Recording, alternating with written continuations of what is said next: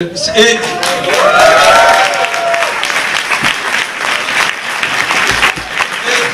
je remercie aussi Frédéric, évidemment Frédéric, parce que vous savez, c'est vachement appréciable de passer un coup de fil, un coup comme ça, un vendredi matin, et dire Frédéric, il y a un truc là, j'aimerais bien que tu interviennes pour qu'on fasse Alu debout,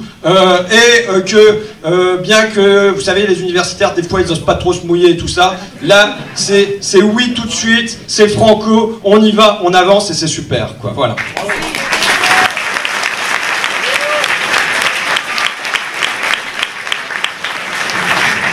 Bon, mais universitaire, je reste, tu sais, hein. Donc je ne sais pas si ce que je vais dire, ni la manière que j'aurai de le dire, sont très appropriés au registre particulier de l'AG, mais je vais y aller quand même.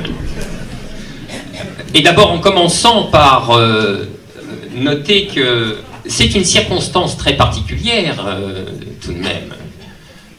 Ça fait quelque chose, je veux dire, de prendre la parole en présence de Charles Piaget. Voilà. Et à Charles Piaget, évidemment, je voudrais associer immédiatement tous les salariés d'Ecopla qui sont unis à lui par une solidarité évidente, même si c'est à distance dans le temps. C'est la solidarité de deux légitimités qui valent toutes les autres. Deux légitimités qui n'en sont qu'une en vérité. C'est la légitimité du combat. Et pas n'importe quel combat. Le combat pour l'autonomie des producteurs. Le combat pour l'autonomie des producteurs, c'est vieux comme le capitalisme, pour cette simple raison que le capitalisme, c'est la dépossession des producteurs.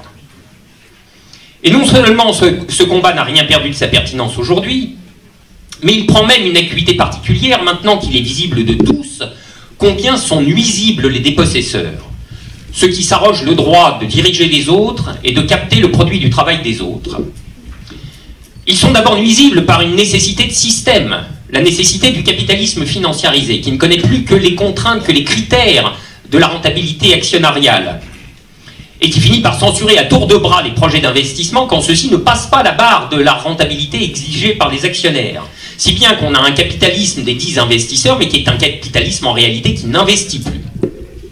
Et puis les dépossesseurs sont nuisibles quand leur dogme aveugle de la productivité, croyant tout rationaliser, détruisent en fait des communautés productives entières. Et cela saccage ce qui marchait très bien sans eux. Et tout ceci sans parler des innombrables naufrages économiques, comme toujours suivis de désastres sociaux, qui sont le produit de monumentales erreurs stratégiques, dont les vrais auteurs ne payeront presque jamais le prix. Et pendant ce temps, on nous bassine sans discontinuer, avec les sagas de l'héroïsme entrepreneurial, la légende des créateurs, des repreneurs et des développeurs. Mais la vérité, c'est que la légende a du plomb dans la carlingue. La vérité, c'est que quand ils ne sont pas simplement des voyous, les repreneurs sont des dépeceurs et les développeurs sont des démolisseurs. C'est très simple, pas un ne survivrait si on leur appliquait avec un peu de rigueur leurs propres critères du réalisme et du pragmatisme. Parce que la réalité, c'est que plus souvent qu'à leur tour, ce sont des nuls, et le pragmatisme, par conséquent, ça serait qu'il faut les dégager.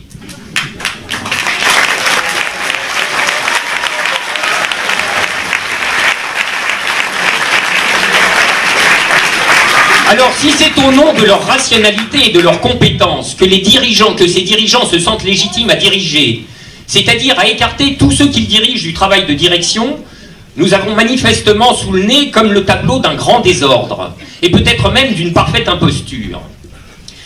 En fait, il y a de solides raisons de penser que ceux qui connaissent le mieux le travail sont ceux qui font le travail, et qu'ils sont par conséquent les plus à même d'organiser collectivement le travail, parce que c'est le leur. Et il y a des raisons plus solides encore de considérer que faire vivre les gens 8 heures par jour au travail sous des rapports d'obéissance, de subordination qui vont parfois jusqu'à la terreur, quand par ailleurs on se gargarise des splendeurs de la démocratie, le pouvoir de tous, paraît-il, que ceci est une autre verrue qu'il vaut mieux ne pas regarder de trop près. La pensée dominante doit d'ailleurs en avoir confusément conscience, qui met tous ses efforts à dissimuler l'anomalie flagrante en expliquant que l'économie n'a rien à voir avec la politique et que si nous avons déjà le droit mirifique d'aller voter pour des nèfles tous les 5 ans, il est plus naturel encore de se soumettre sans un mot à l'autorité patronale et à l'autorité actionnariale. Mais cette pensée dominante mène un combat d'arrière-garde qui est voué à être perdu. Car on ne pourra pas continuer très longtemps à dire d'un côté démocratie, démocratie, et de l'autre à faire vivre les gens comme des serfs, sous une loi qui n'est en rien la leur, la loi du capital, la loi de la propriété lucrative et de sa valorisation. Aussi bien donc la faillite concrète de ceux qui confisquent le pouvoir que l'illégitimité de principe de cette confiscation nous indiquent avec clarté ce qu'il est temps d'affirmer.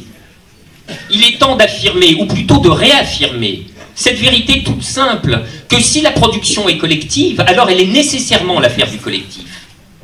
Mais c'est là par excellence la chose que ne veulent pas entendre les imposteurs qui se croient subjectivement des élites quand ils ne sont objectivement que des dominants. C'est Bernard Friot, dans le dernier film de Gilles Perret, La Sociale, qui rappelle cette vérité de toujours du capitalisme. Que les salariés fassent la démonstration de leur capacité à s'organiser eux-mêmes, qu'ils fassent la démonstration d'un pouvoir des producteurs, c'est insupportable aux dépossesseurs. Et on comprend très vite pourquoi. C'est que leur dépossession apparaît alors toute nue, et telle qu'elle est, sans la moindre justification. Et c'est vrai qu'elle n'en a aucune. Nous le savons des expériences de l'histoire. C'est possible, on fabrique, on vend, on se paye. C'est ce qui était écrit à la façade de l'usine LIP, débarrassée de ses patrons, et qui n'en marchait pas plus mal. Alors oui, on ne pourrait pas faire mieux que d'avoir Charles Piaget et les Écoplats dans la même salle. Meilleure manière de nous rappeler à la fois l'ancienneté et l'inaltérable actualité de la lutte des Écoplats, et aussi par là que ces luttes locales sont par nature globales. Si les carences additionnées d'un ex-ministre de l'économie et du ministère public privent les salariés du droit de faire vivre une entreprise que ces repreneurs officiels s'apprêtent à tuer, alors il faut dire que cette justice-là est injuste, et il faut porter cette injustice à la connaissance de l'opinion tout entière. Pas seulement pour en obtenir une sorte de réparation morale, mais pour en faire la matière d'une action politique, et ça tombe bien à la faveur d'une élection présidentielle. Le droit de préemption des salariés pour la reprise en scope de leur entreprise en cas de règlement judiciaire.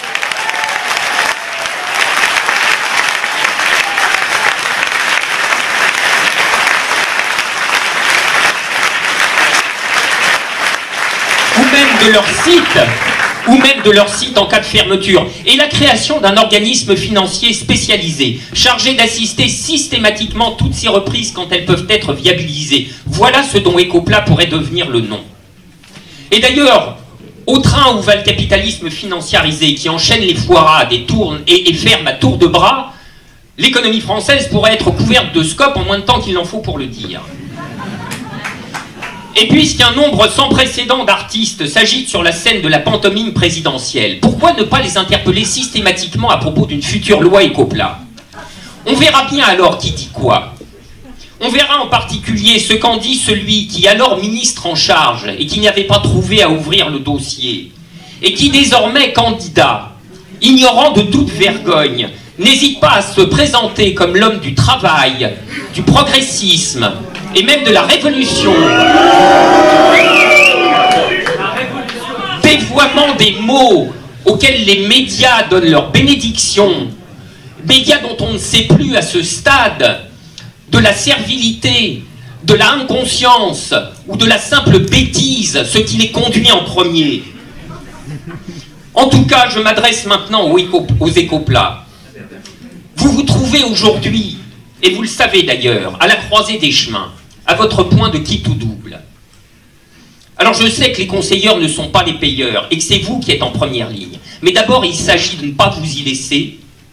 Et surtout, je voudrais vous dire qu'il y a beaucoup de personnes qui souhaitent ardemment que vous ne lâchiez pas.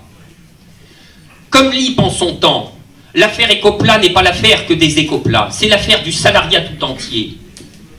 Et au point où vous en êtes, il vous faut donc admettre que votre lutte est plus grande que vous. Et c'est tant mieux.